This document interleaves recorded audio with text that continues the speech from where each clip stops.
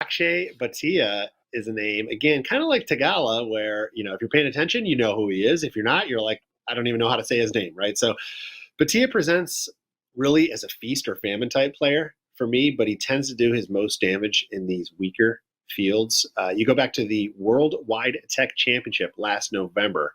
Bhatia has 9 finishes inside the top 20, including that win at the Valero Texas Open. His other 9 starts include 6 missed cuts. So it's possible we know the outcome of our bet before the weekend. Hopefully not, because that would be a bad sign. But still, that's a 50% win rate, 9 top 20s out of 18 as starts, and at better than 2-to-1 odds this week. I mean, we would have a nice profit, obviously, if we were betting him to do that every single time he teed it up. Still, Bhatia, despite those missed cuts, he still ranks 12th, Andy, in total strokes gained this season, thanks to strong iron game. He comes in at 14th in strokes gained approach. Maybe I'm putting too many eggs in the basket of short game is not great. That's his weakness too.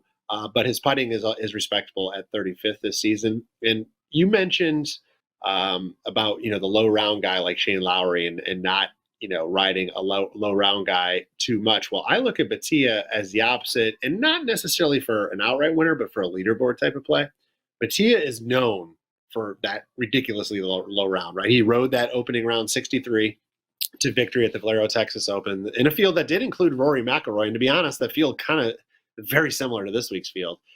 I think for him to cash a top 20, he just needs one low round, and he does that often. And if it was betting an outright or betting a matchup, I'd be a little bit more concerned.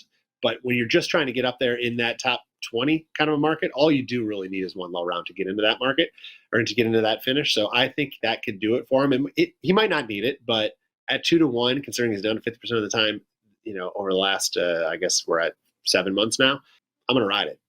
And it looks like every book out there is kind of in that neighborhood. And as I always do like to say, if you can find a book or have availability to a book that pays out on pay in full in ties, play that. Because again, sometimes you're losing 30 cents, 40 cents to the number, but it is worth it, especially in a guy like Bhatia, where he might finish tie for 18th and there's 6 guys finishing tie for 18th. Well, that's a big difference to get that full payout versus getting less than half. So keep that in mind when you're betting these leaderboard bets. But I like Bhatia at better than 2-to-1 this week, Andy, to be somewhere in that first or second page of leaderboard.